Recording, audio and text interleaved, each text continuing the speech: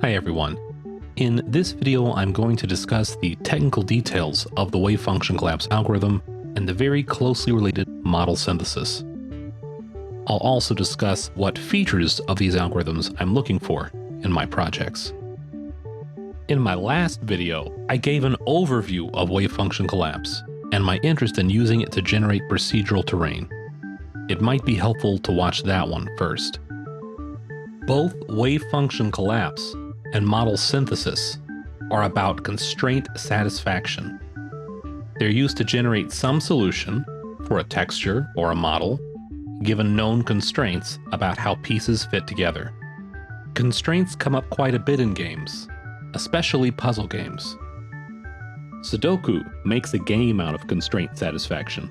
Each row and column contain the numbers 1 through 9, with each number appearing only once. Additionally, all the smaller grids also contain the numbers 1 to 9. You're given some initially collapsed cells. The domains of the remaining cells contain all possible numbers. Your job is then to collapse these cells in a way that satisfies all constraints.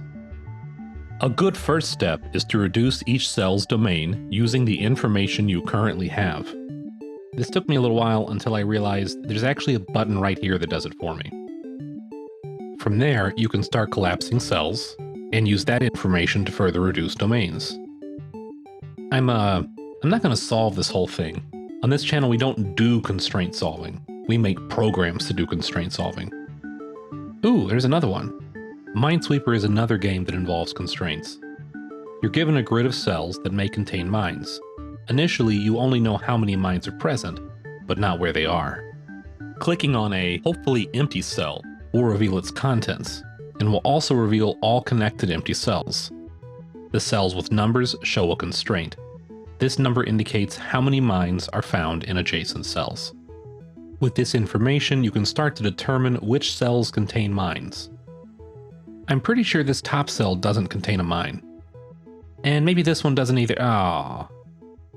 If you're like me, when I was a kid, I used to play this on ultra easy mode, on a big grid with just a few mines. So one click and hey, I'm so good at this.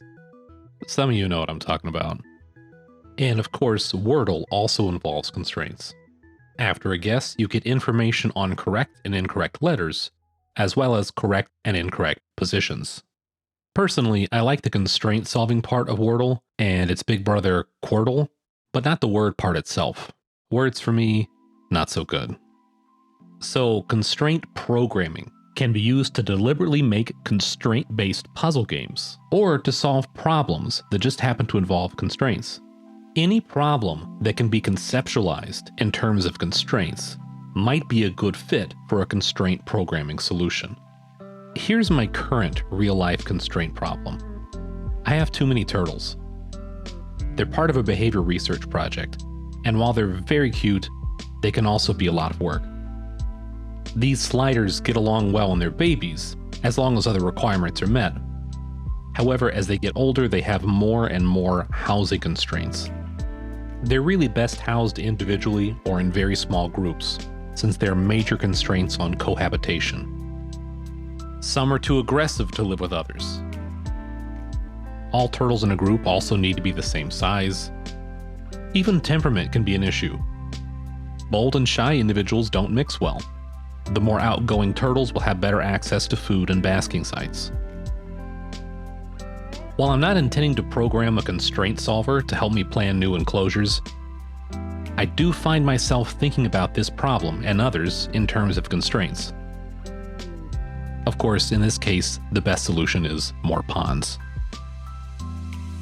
Let's talk about some more realistic applications of constraint solving. I found several papers using constraint programming to plan work schedules. That makes me think about colony management games, like RimWorld. This one is on how cognitive dissonance, a psychological phenomenon, can be modeled by a constraint satisfaction neural network. I really like the intersection of these topics, so I'm gonna have to read more into this one. Also, check out this dissonance sign I found near my hometown. Please keep your pets on leash in designated areas, but also don't have them. This paper discusses a constraint-based system to design novel benzenoid chemicals. This paper talks about a procedural poetry generator. Here's one of the poems they generated. Music swells, accent practices, traditionalism hears. Her devout narrations bent in her chord. And then, vivaciously directly a universe. She disappears. An anthem in the seasons of record. And finally, this was one of my favorite papers. The author wanted to use constraint programming to find new musical scales. There's actually some science and math behind music, so I really appreciated this attempt to leverage the technical side of music to create something new. Of course, this has to be heard to be appreciated. This samples from a 19-note chromatic scale. Our standard octave is 12 notes.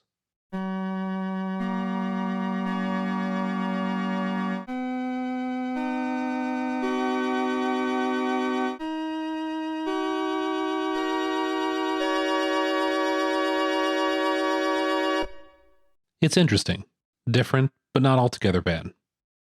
Okay, I suppose it's time to get back on topic. There are links to papers and things in the description. Wave function collapse and model synthesis also fall under constraint programming. Unlike many puzzle games where the goal is often to find the one correct solution, with wave function collapse and model synthesis, the goal is to create any solution that satisfies the constraints. Both wave function collapse and model synthesis also draw inspiration from the texture synthesis family of algorithms. The classic methods were based on deliberately crafted algorithms. The animation here shows one technique called image quilting. More recent methods take a neural network approach.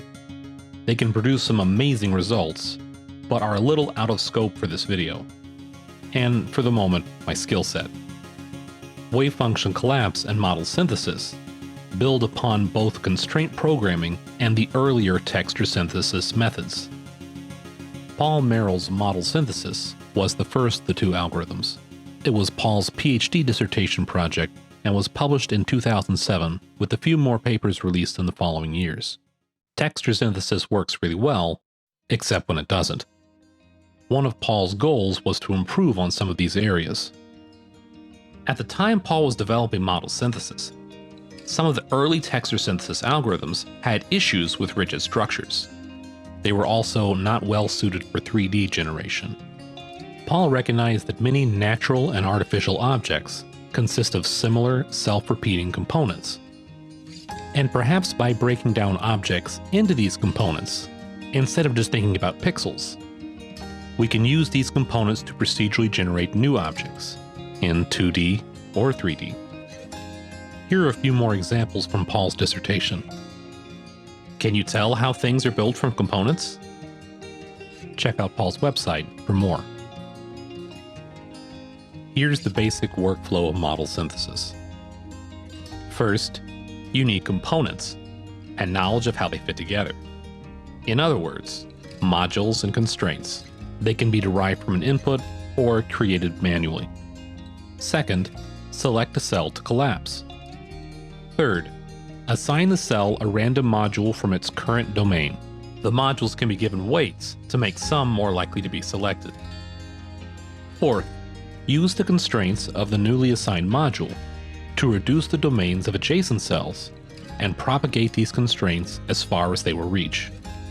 Now just repeat steps 2, 3, and 4 until all cells have been assigned.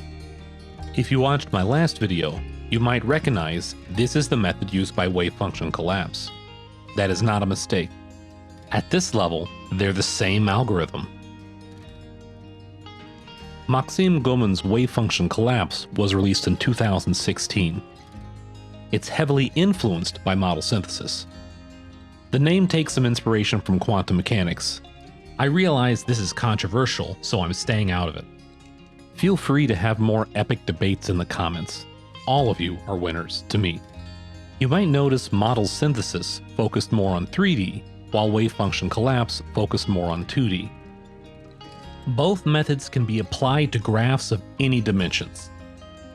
That means both support all sorts of grids in 2D or 3D. Square and cube grids are common, but irregular grids, like in Townscaper, are fine too. If you have a 4D application, I'd love to hear about it.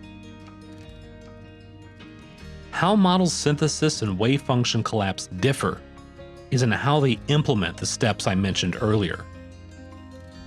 Let's start by discussing how the modules and constraints are created. The original method described by Paul is called discrete model synthesis. No, not this discrete. This discrete. Here, a model is broken down into discrete pieces. I follow this general method, except that I create my discrete modules by hand in Blender. By the way, for the rest of the video, I'm using a simplified version of Kanos Chen's tileset for demonstrations. See the description for a link to their assets. Paul also created another method called continuous model synthesis.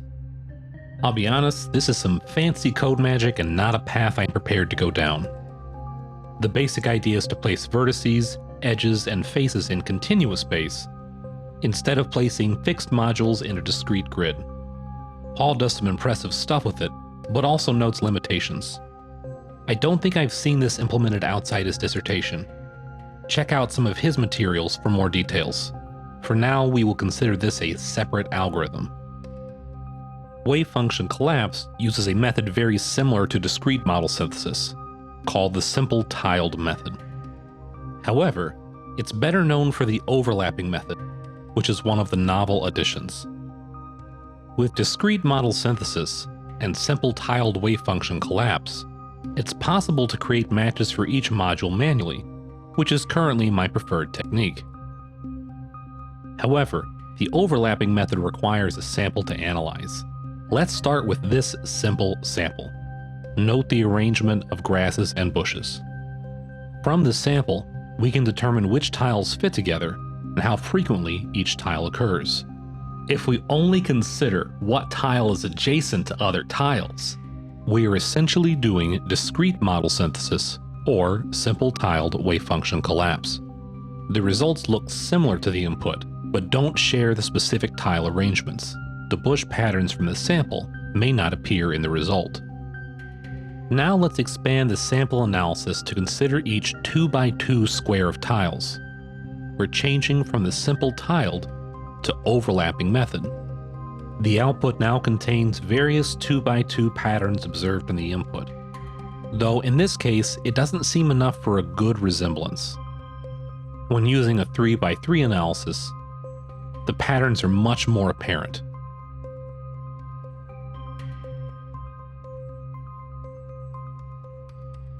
And with a 4x4, the input is copied perhaps too directly. Let's increase the input complexity by adding a second sample. Here we have the discrete, simple tiled method. It has the right tiles, but not the right patterns. Now a 2x2 overlap. I think this is good for capturing the feel of the original, but leaving variety.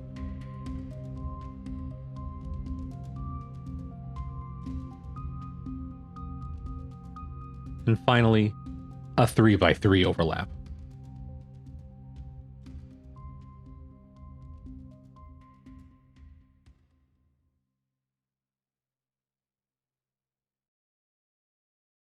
Overlapping wave function collapse can also work with pixels instead of tiles, as you can see in Maxim's original demonstrations. And it's the overlapping method that ensures a likeness to the original image. Images with simple colors are easier to work with. Remember, the modules should represent some repeating component of the original. For complex images, you might want to consider other texture synthesis methods. 3D overlapping wave function collapse is possible, but more complicated than its 2D counterpart. Most 3D implementations use the simple tile method. These voxel buildings from Maxim's GitHub are some of the only 3D overlapping examples I could verify. After module and constraint creation, the next step is to consider how cells are picked before being collapsed and assigned a module. Model synthesis iterates over cells in a linear scanline order. That means it collapses the first cell, then moves to the next cell, as you can see here. A 2D or 3D grid can be flattened into a one-dimensional array, which is sometimes a useful optimization anyway, and then the algorithm just iterates through those cells in order. Of course, there are multiple ways to flatten an array, so you can iterate in a different direction. That may be important to consider if you use this approach. Unfortunately, this method can introduce directional artifacts. This drove me crazy for a little bit because I thought it might just be my implementation. Here are Maxim's observations of the linear scanline artifacts. Do you see them? Depending on what you're doing, this may not be an issue, but if it is, wave function collapse provides a nice alternative. Wave function collapse picks the cell with the lowest entropy. Entropy can be interpreted as a measure of uncertainty. Higher entropy means higher uncertainty about what outcomes will occur. An entropy of 0 means you know exactly what will happen. Consider these two cells. Cell A has 2 options. Cell B has 3. You might think the cell with the lowest entropy is the one with the least options, or the smallest domain. That's a useful approach, but we can go farther than that. Entropy not only considers how many modules are in each cell's domain, but also how likely each of these modules are to be selected. Let's add weight to the modules. These can also be converted to relative probabilities. If all the modules are equally likely to be selected, then the cell with the lowest entropy will be the one with the smallest domain. However, what if we're in a ruins biome, where the old tile pathway is very common, and the bushes and flowers are very rare? Let's give the pathway a weight of 9, and give both bushes and flowers a weight of 1. Cell A has 2 equally likely modules. There are only 2 options, but it will be hard to know which will be selected. Cell B has 3 options, but the pathway is much more likely to be selected. This cell has more choices, but actually has lower entropy, so this is the cell that should be collapsed first. While it takes a little longer to calculate entropy than it does to calculate domain size, in my experience, lowest entropy is still pretty fast. The lowest entropy approach is also fun to watch. For me, this is a big part of the charm of wave function collapse. While we're talking about weights, both model synthesis and wave function collapse can use a weighted random selection method to pick a module from a cell. I really like that adjusting the weights can give such a different feel to generation. For this tile set, a few adjustments can shift generation from forest and grassland to ancient ruins.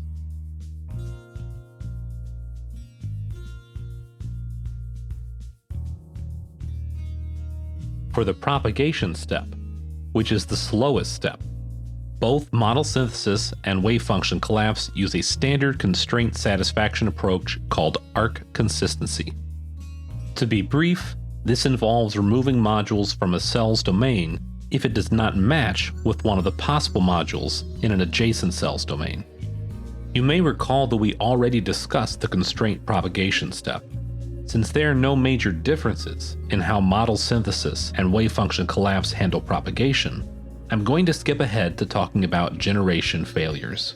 If you want to learn more, I've included some links in the description. I highly recommend Boris the Brave's explanation of arc consistency. Let's talk about failure. Yes, it can happen, as you can see here. Failure to generate something that satisfies all constraints is a possibility for both model synthesis and wave function collapse. It's possible for the propagation step to remove all modules from a cell's domain. This is what happened in the last generation. Failure becomes more likely when using large, complex module sets, as you can see in this graph from Paul's dissertation. The top castle set is much easier to generate than the bottom Escheresque set, especially as the generation size becomes large. Failure is actually a known challenge for constraint-based problem solving. As this is an established issue, there are also established solutions, like simply restarting generation completely, or backtracking to an earlier state of generation and trying a different option than before. Backtracking is what you see here. Wave function collapse leaves you to implement your own method to deal with failures.